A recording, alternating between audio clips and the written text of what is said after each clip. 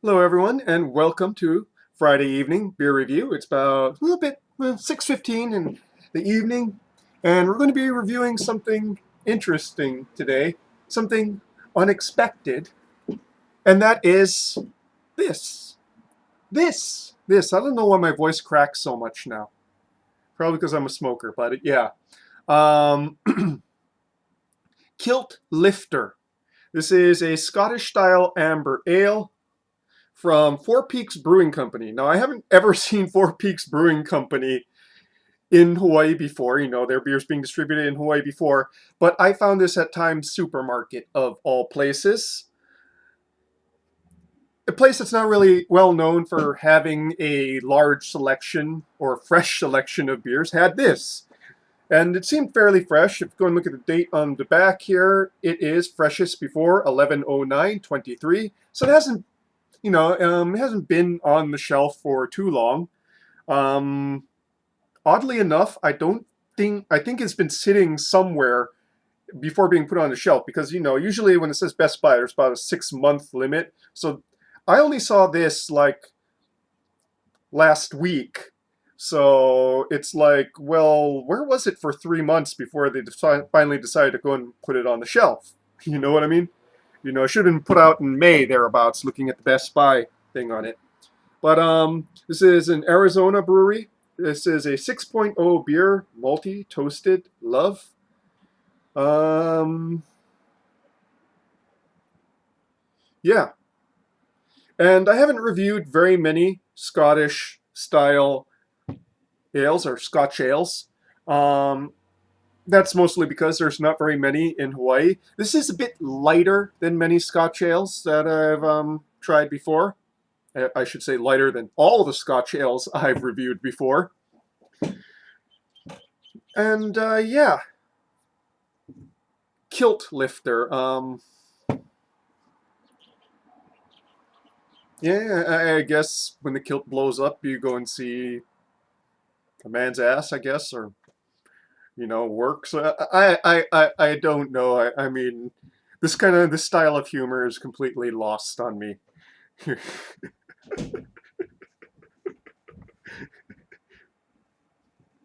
Kind of reminds me of like a comment that was left on one of my videos. It said like, because it was one of the videos where I was wearing this hat, and the guy said, "You look like you're in a Tom of Finland picture," and I'm like, I'm not sure if that's a compliment or an insult, but if you know who Tom of Finland is, well, I'm not sure what to say to you. And don't look up Tom of Finland. It is not safe for work. Okay, don't look it up. It is highly not safe for work.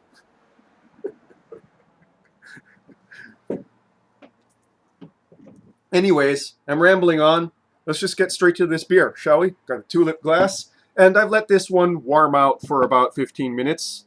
It's very closed up when it's cold, and this is a style that isn't really meant to be drank cold, and I just went and blew beer all over myself. Wonderful, wonderful.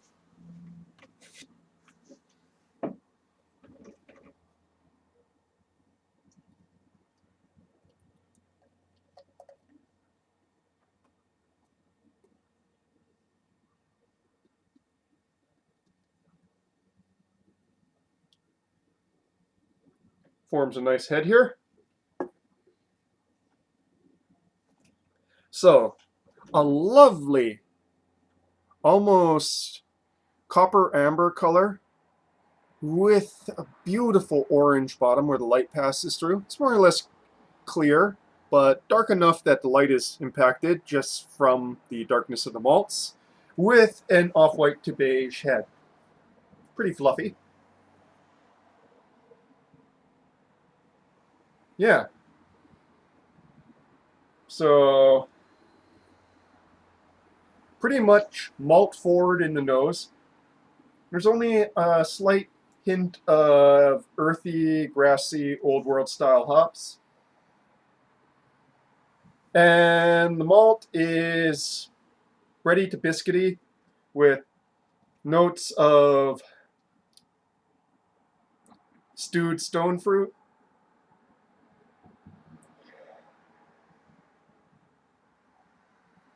carob.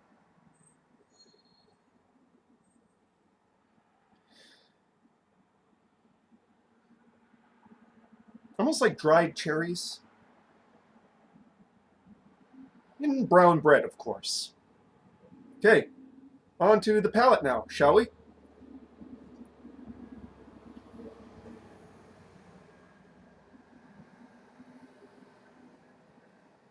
Hmm.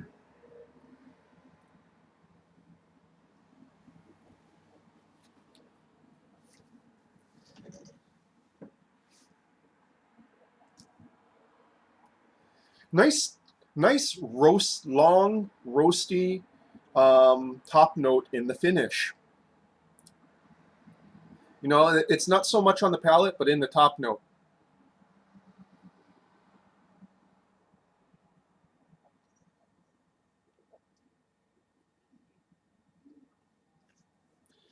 Slight sweetness in the front, almost like dark fruit, and also kind of brown bread.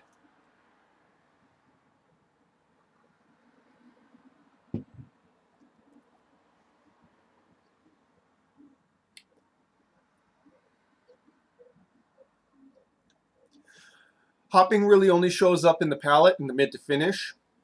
Is not very long nor very strong. There's just a slight bittering note to kind of offset the sweetness of the malts.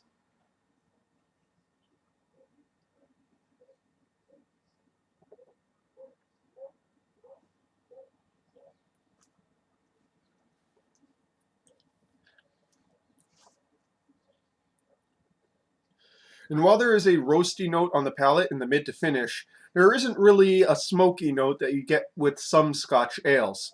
Looking up in this one, when I looked it up, there is no addition of peated malts. So, you know, there's roasted barley, but not peated barley. So, yeah, that's why there's not really a smoky note in this one.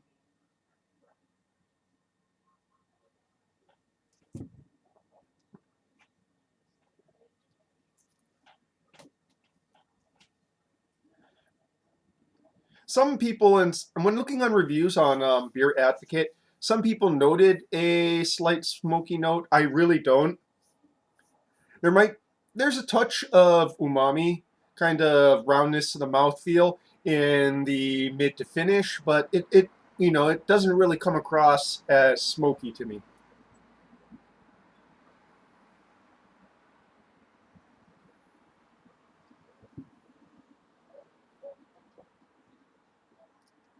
This is fair.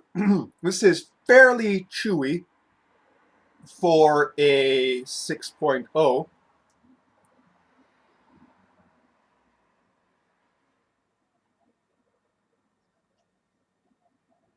It's so weird how it just like gets hoarse. It's almost like my vocal cords get caught on something and don't vibrate as they should, and I have to go in and to clear out. But there doesn't seem to be anything stuck in them.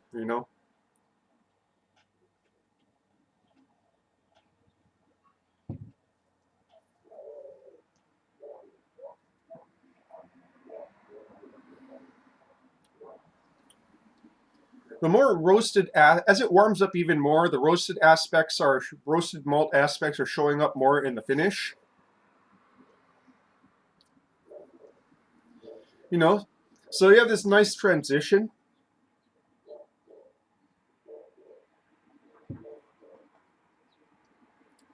where you have sweetness up front, transitions into kind of a toastiness, or kind of is you know simultaneously toasty at the same time, and then gets more and more roasted as it goes further along the palate and into the finish. You get just this nice roasted malty top note, toasty and roasty.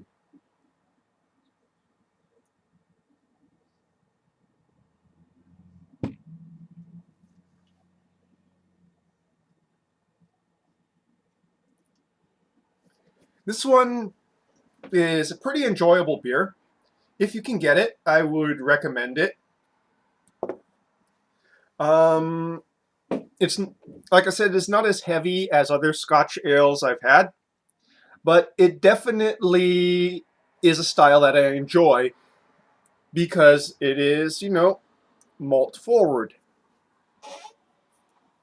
And it's nicely complex. There's a lot of interplay in between those kind of dark, dried fruit notes, stone fruit notes, and toasted brown bread going into a slight roastiness. So in the finish, um, yeah, you know, and it's not too heavy. You can have a couple of these. Now it's pretty expensive here in Hawaii. I paid almost $14 for the sixer for this. Times doesn't really have the best prices for craft beer, but it is really strange how they often have like beers that I never see anywhere else. I'm guessing that they have like a distributor or something that nobody else is using. I know kind of like Tamura's uses the same distributor as Safeway and many other liquor stores. Foodland kind of has their own distributor. So maybe Times has its own distributor. There's kind of an overarching corporation for Times, like all other local companies. So they might have their own built-in distributor.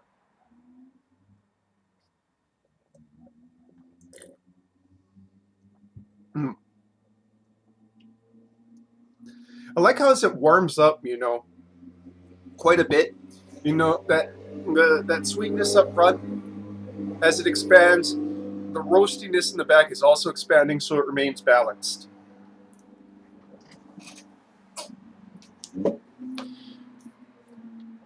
Now, yeah, yeah, this is a pretty interesting beer. Um, I recommend it because you don't really get much Scottish Scotch ales. Well, in this case, it's a Scottish style amber ale because I believe Scotch ale is a protected appellation. So you can only really call it a true Scotch ale if it's made in Scotland. Um, so it's it's a pretty good one, and it's not a style that is very well distributed. I think Four Floyds makes one. And there's a couple other craft brewers that make one, but malt forward styles are becoming vanishingly rare in this age of IPA overproliferation. So, yeah, give this one a shot just for the change of pace, and because I want like craft beer makers to go and see that something other besides IPAs sell at this point. And that, folks, is your beer review for this evening. Cheers.